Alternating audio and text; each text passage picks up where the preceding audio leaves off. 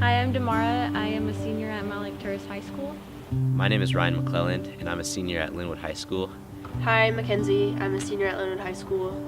From like 8th grade to freshman year, through all that, I was dealing with the courts because of attendance. I just was nervous about high school, and so I just got anxiety, and so I never went. Even though I grew up in a Christian family, I started getting distance from Jesus when I entered middle school.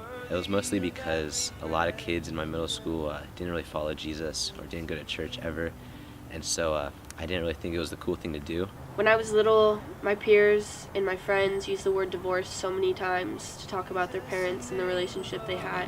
I never thought that the word would be incorporated in my family at such a young age. My parents separated when I was in the 3rd grade, and I became hopeless. I was nervous, I was scared, I didn't know what to do, I didn't know how to react. That year, they took me out of school one day with handcuffs. I was just crying. I just thought it was the most terrible thing in the world.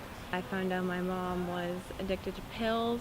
My hometown, Darrington, they were destroyed from the Oso mudslide. My Aunt Anna died from cancer. My lizard died.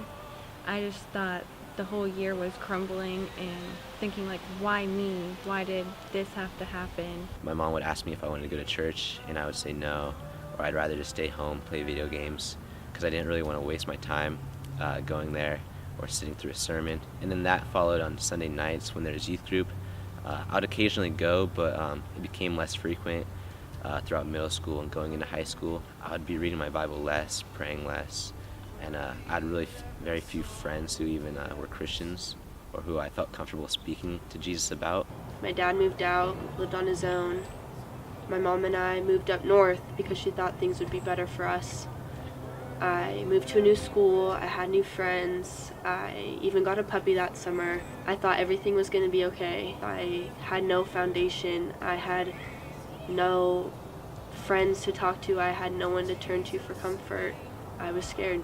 Summer before my sophomore year, my friend Chloe invited me to a Young Life camp in Oregon, and I thought it would be awesome because it just sounded really cool to live with Jesus. That summer, I did open my heart, and I just felt like fireworks were bursting out, and I was just really happy and excited about that. I was going to church every now and then with my Young Life leader, Ariel, and I just thought it was pretty good, and then just life complications happened.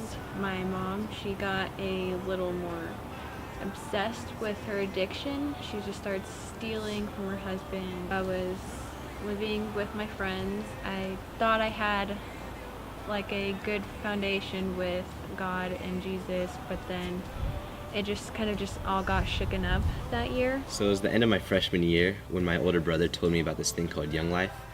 And it was this club that gets together every Monday night where kids from the high school will meet up, sing songs, hang out, eat snacks. At the end of the night of Young Life, a leader will share their walk with Jesus and kind of give a word about God for kids to kind of learn and get an idea what that's about.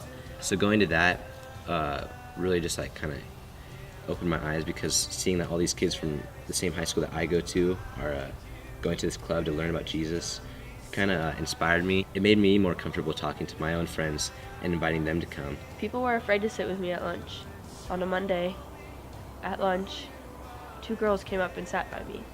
Had no idea who they were, but I was excited that people actually wanted to sit with me. They invited me to this thing called Young Life.